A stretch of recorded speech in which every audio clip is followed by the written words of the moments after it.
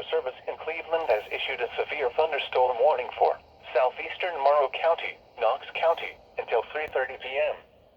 At 2:50 p.m., a severe thunderstorm was located over Centerburg, or 14 miles southwest of Mount Vernon, moving northeast at 45 miles an hour.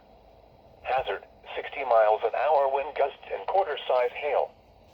Source, radar indicated. Impact, minor damage to vehicles is possible. Expect damage to trees and power lines.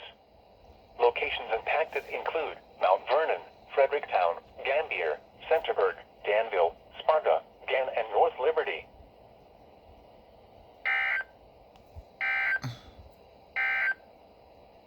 Now for the official